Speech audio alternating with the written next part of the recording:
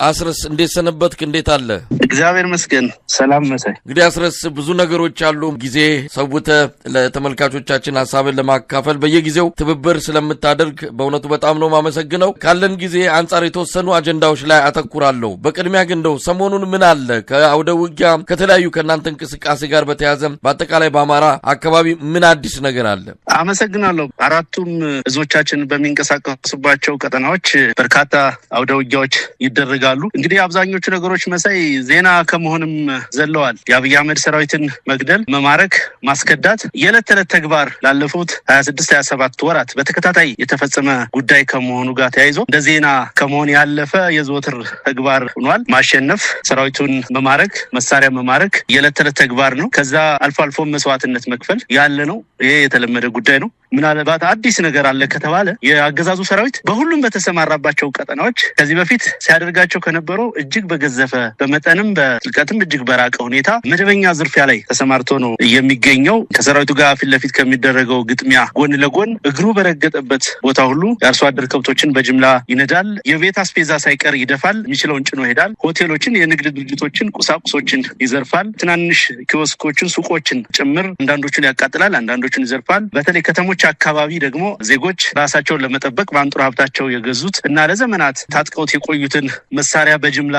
ይነጥቃል። በአጠቃላይ የአብይ አህመድ ሰራዊት ባለፉት 2-3 ሳምንታት የቀጠለው አንደኛው ስልት አድርጎ ዋና ጉዳይ አድርጎ የቀጠለበት የዝርፊያ መንገድ አለ። በዚህ አጋጣሚ ህዝቡን ለአንዴና ለመጨረሻ ጊዜ ለመስበር፣ ለማጎሳቆል፣ ራሱን እንዳይከላከል ለማድረግ፣ በኢኮኖሚም መልሶ እንዳይነሳ ለማድረግ ታስቦበት ጸያፍና ህገወጥ ተግባራት እየተፈጸመበት ስላለ በነቂስ በመውጣት ከፋኖ ጎን በመታገል ክብሩን እንዲያስመልስ፣ ማንነቱን እንዲያስከብር፣ ሰብአዊነቱን እንዲያስከብር ጥሪ ማድረግ እፈልጋለሁ። አዲስ ነገር ያለው ይኸው የዝርፊያ መንገድ ተጧጥፎ መቀጠሉ ነው መሳይ። አርበኛ አስረስ ወደዚህ የገባበት ምክንያቱ ምንድነው? አገዛዙ ተስፋ መቁረጥ ነው? ህዝቡን በእንደዚህ አይነት ሁኔታ በማማረር ደጋፊ አድርጋለሁ ወይም አቅም አሳጥቼ እቆጣጠረዋለሁ ነው? በምንድነው ወደዚህ አይነት የለየለት? እንግዲህ ሪፖርቶች እየሰማን ነው። በየቦታው ዘረፋ ነው። በየቦታው የጠላት ሀገር እስኪመስል ድረስ በፋሺስት ጣሊያን ጊዜ እንኳን በእንደዚህ አይነት መልኩ የተደረገ ግፍ አልነበረም። እንዲህ አይነት ነገር ውስጥ ለምን ገባ አገዛዙ? በእኔ እምነት ተስፋ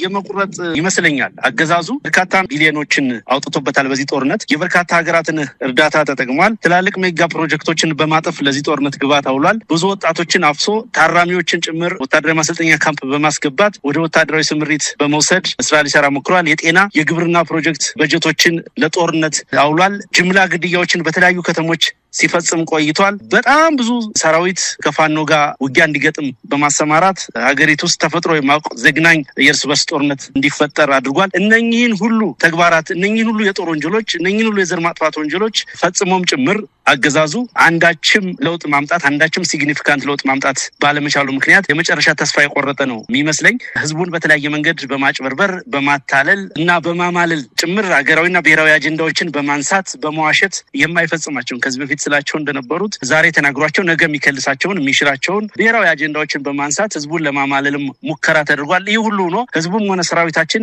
ለአፍታም ቢሆን ከትግሉ ስሜቱን ማራቅ ባለመቻሉ ምክንያት ተስፋ ስለቆረጠ አሁን ላይ ከፋኖ ሰራዊት ባልተናነሰ ምናልባትም በበለጠ ሁኔታ ህዝቡን በከፍተኛ ሁኔታ ጠልቶታል። የአብይ አህመድ አገዛዝ በጠላትነት ፈርጆታል። ስለዚህ አንድ ወራሪ ሰራዊት ቅድም አንተ እንዳነሳው ፋሺስት ጣሊያን እንኳን ኢትዮጵያ ውስጥ በተዋጋባቸው ዘመናት ያልፈጸመውን ዘግናኝ ድርጊት አንድ የባዕድ ሰራዊት እንኳን ሊፈጽመው የማያስበውን ኢሰብአዊ ድርጊት በህዝባችን ላይ እየፈጸመ ነው ያለው። እንግዲህ የዚህ ዓመት መግቢያ ላይ ኤታማዦር ሹሙ ብርሃኑ ጁላ የሞት ሽረት ነው የዓመት ብሎ ሲናገር ነበረ። የሞት ሽረት ማለት በተደጋጋሚ ከዚህ በፊት እንደምገልጸው አብይ አህመድ የመጨረሻ ዘመኑ ሲመጣ ማንኛውንም ድርጊት ከማድረግ ማንኛውንም ከህሊና ከሰብአዊነት የተፋታ ወንጀል ከመፈጸም ወደኋላ እንደማይል በመጨረሻም ኢትዮጵያን እርስ በርስ ለማጋጨት፣ ለማተራመስ፣ ለማጨራረስ ሁሉ ፕሮጀክቶችና አጀንዳዎችን እንደሚነድፍ ተናግረናል። አሁን እየተከሰተ ያለው ዝርፊያና አጠቃላይ በመላው አማራ ህዝብ ላይ እየተፈጸመ ያለው ወንጀል የዛ መገለጫ ነው የሚሆነው። ሁሉንም አማራ ከሊቅ እስከ ደቂቅ በጠላትነት የፈረጀው የአብይ አህመድ አገዛዝ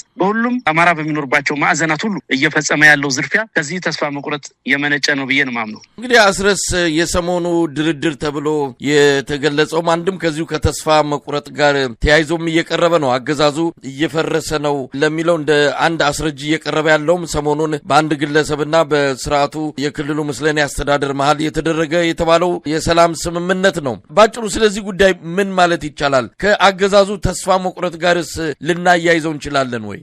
እንግዲህ ስለ ድርድር ሲነሳ ታስታውሳለህ መሳይ፣ ከዚህ በፊት ምን ማለት ነው ድርድር፣ ሳይንሳዊ መንገዱን አፈጻጸሙስ ምን ይመስላል በሚል ሰፊ ውይይት አድርገንበታል በዚህ ጉዳይ ላይ።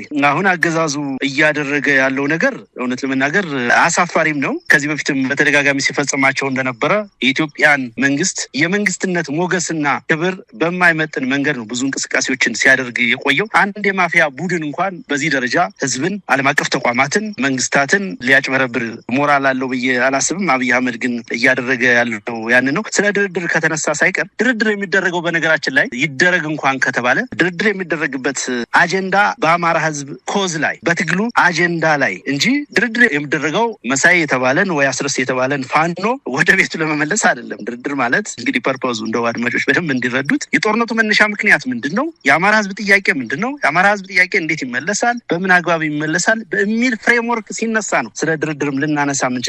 ከመሰረቱ የአብይ አህመድ አገዛዝ ራሱ ለሀቀኛ ድርድር ያዘጋጀ አይደለም፣ ለሰላም ያዘጋጀ ኃይል አይደለም። ይልቁንም የአፍሪካን ቀንድ ለማተራመስ ስራዬ ብሎ ተልኮ ወስዶ ፕሮጀክት ነድፎ የሚንቀሳቀስ ኃይል ነው። እንግዲህ እንደሰማው ሰሞኑንም አርኤስኤፍን ኃይል ኢትዮጵያ ውስጥ በማሰልጠን ጭምር በኢትዮጵያ ታሪክ የመጀመሪያው መንግስት ነው የሚሆነው ጎረቤት ሀገራትን ለመውጋት በሀገር ውስጥ በዚህ ልክ ያውም ደግሞ የጎረቤት ሀገራትን ሸማቂ አሸባሪ ኃይል ያን ያክል የሲቪሊያን ጭፍጨፋ እና ባርባሪክ የሆነ እንቅስቃሴ የሚያደርገውን የአርኤስኤፍ የሚባለውን የዳጋሉ ኃይልን ለመደገፍ በበርካታ ሺዎች ስልጠና የጀመረ አገዛዝ ነው። ስለዚህ ከዚህ አገዛዝ ሀቀኛ ድርድር፣ ከዚህ አገዛዝ ሀቀኛ ፖለቲካ ሊጠበቅ አይችልም፣ የለምም። በአጠቃላይ አንድ የሚያመላክተው ነገር ቢኖር ሰሞኑን እየተደረገ ስለ ድርድር፣ ስለ ሰላም እየተሰበከ ያለበት ነገር ዓለም አቀፉ ማህበረሰብ በተለይ እነዚህ የምዕራባውያን ሚዲያዎች ከቅርብ ጊዜ ወዲህ ልዩ ትኩረት መስጠት ጀምረዋል። አገዛዙም እየፈጸማቸው ያላቸውን የሰብአዊ መብት ጥሰቶች፣ የጦር ወንጀሎች እና ሌሎች ድርጊቶችን ማጋለጥ በመጀመራቸው ምክንያት እና የፋኖ ተጋድሎ ትልቅ ትኩረት እያገኘ በመምጣቱ ምክንያት ከፍተኛ ጭንቀት ውስጥ ገብቷል አብይ አህመድ። ስለዚህ ያንን አጀንዳ ለማዳፈን እና ለማፈን በድርድር ስም የሚደረጉ እና ሌሎች ነገሮችን እያደረገ ነው ያለው። እንደው በዚህ አጋጣሚ እኔ በጣም የሚገርመኝ ነገር እጅ በመስጠት በዚህ መንገድ ለአብይ አህመድ አሽከርና ሎሌ በመሆን የሚመለስ የአማራ ጥያቄ እንደሌለ ከዚህ በፊት ኢዜማ ካደረገው መረዳት እንችላለን። ከዚህ በፊት እነ አብን ካደረጉት መረዳት እንችላለን። ከዚህ በፊት እነ ጌታቸው ረዳ ካደረጉት መገንዘብና መረዳት እንችላለን። እነኚህ ሁሉ ለአብይ አህመድ የፈረሙ ስብስቦችና ግለሰቦች እንወክለዋለን የሚሉትን ማህበረሰብ ከጥፋት አላዳኑትም፣ ከልቂት አላዳኑትም። ይልቁንም ለአብይ አህመድ ተጨማሪ ጉልበት በመሆን ይልቁንም አብይ አህመድ ተጨማሪ ቅቡልነት እንዲያገኝ በማድረግ በራሳቸው ህዝብ ላይ ዘግናኝ ወንጀል፣ ከፍተኛ የሆነ የዘር ማጥፋት ወንጀል፣ የጦር ወንጀል እንዲፈጸም ምክንያት ነው የሆኑት። የአማራ ህዝብ ላለፉት በርካታ ዓመታት በርካታ ዘመናት የተሰሩበት ስሁት ትርክቶችን ተከትሎ የብልጽግና አገዛዝ የከፈተበት የዘር ማጥፋት ጦርነት የመጨረሻው አውዳሚና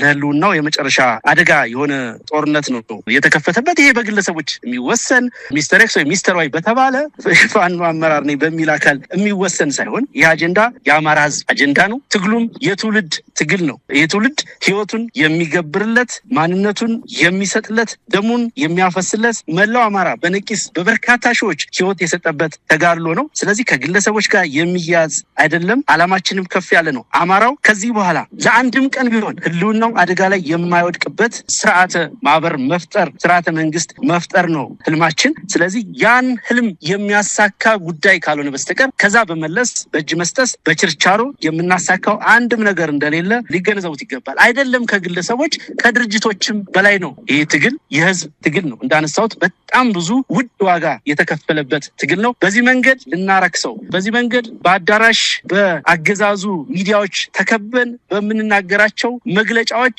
በዚህ ልክ ዝቅ ልናደርገው የሚችል ትግል አይደለም። እያንዳንዱ በዚህ ትግል ላይ የሚያላግጥ፣ በዚህ ትግል ላይ ሸፍጥ የሚሰራ፣ ይህን ትግል የሚሸጥ፣ ይህንን ትግል ለገበያ የሚያቀርብ፣ ይህን ትግል ለሆዱ መሙያ የሚያውል ሁሉ ይዘገያል እንጂ ዋጋ እንደሚከፍልበት በእርግጠኝነት ነው መናገር የምችለው። መሳይ አስረስ ብዙ ነገሮች ከድርድሩ ጋር ስለተባለ የሰሞኑም ትልቁ አጀንዳ ሆኖ ሲያወያይ ሲያነጋግር ቆይቷል። መልሶ እሱን አጀንዳ ለማድረግ አይደለም ግን አፍሪካ ህብረት የገባበት የተደረገበት እነ ኢጋድም እጃቸውን ያስገቡበት እንደ ትልቅ ትዕይንት ተደርጎ የብሔራዊ ቴሌቪዥኖች የአገዛዙ የዲጂታል ሰራዊት የተረባረበበት ክስተት ብዙ ነገር ሊያመላክተን ይችላል የሚለው ነው። እንዳልከውም የአማራ ህዝብ ጥያቄ እንዲሁ ዝም ብሎ መንገድ ዳር በሚደረግ ወንዝ ዳር በሚደረግ እንደዚህ አይነት ስምምነት ሊፈታ የማይችል መሆኑን በተለይም ደግሞ ብልጽግና ከሚባል የአማራ ህዝብን ለማጥፋት አብይ አህመድ በአደባባይ ጭምር እየተናገረ አሁንም ያንን በድርጊት በቃል ብቻ አይደለም በተግባርም እያሳየ ባለበት ከአብይ አህመድ ምን ይገኛል ተብሎ ድርድር ሊገባ እንደሚችል እንግዲህ እነዚህ ሰዎች በምን አይነት ሁኔታ ወደ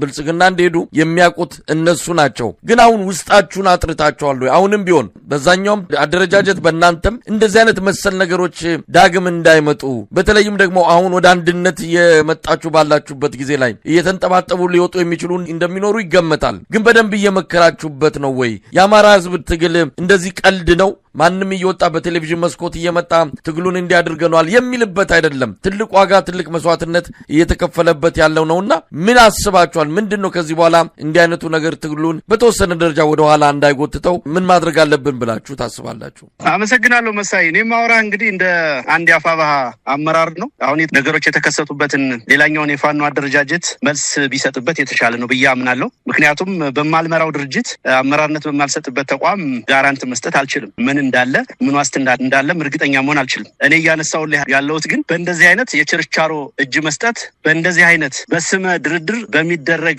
ሸፍጥ እና ተንኮል የአማራ ህዝብ ትግል አይቆምም፣ ሊቆምም አይችልም። ይልቁንም እንዲህ አይነት ነገሮች ላይ የተሰማሩ ወንድሞች ከዚህ ታሪካዊ ስህተት እና ከዚህ ጥቁር ታሪክ ራሳቸውን እንዲያነጹ ጥሪ ማቅረብ ነው የምፈልገው። እንደዚህ የሚያስቡ ካሉ ትግሉን ይዞት የተነሳው ትውልድ ነው። ትውልዱ ትግሉን እንዲመራው በቂ በሚባል ደረጃ ማንቃት ችለናል። ከጥቂቱ በስተቀር አብዛኛውን የማብቃት ስራ እየሰራን ያለው የፖለቲካ አረዳዱና ግንዛቤውን ከፍ በማድረግ ወታደራዊ አቅሙና ዲሲፕሊኑ ከፍ በማድረግ በተከታታይነት በተሰሩ የማሰልጠን፣ የማድራጀት፣ የማዋጋት ተግባራት የራሱ ሰልፍ ያለው የራሱ መስመር ያለው ከሰልፉና ከመስመሩ ዝንፍ የማይል ሰራዊት በመፈጠር ላይ ነው ያለው። ይሄ ሂደት እንደተጠናቀቀ በዚህ ሰራዊት ደምና አጥንት ላይ በዚህ ሰራዊት ህይወት ላይ የሚቀልዱትንም ጭምር እንደሚፋረዳቸው እርግጠኛ ስለሆንኩ በዚህ መንገድ የህዝባችንን ትግል ጠመንጃ እየወረወሩ የአማራን ታሪክ የአማራን ማንነት ሞራል ልዕልና ክብር በሚያሳፍር መንገድ የተሸከሙትን የህዝብ ትጥቅ ለአብይ አህመድ ተላላኪዎች በማስረከብ ታሪካዊ ስህተት የሚሰሩ በቁጥር ጥቂትም ሊሆኑ ይችላሉ፣ ምንም ሊሆኑ ይችላሉ፣ በምንም የአመራርነት ደረጃ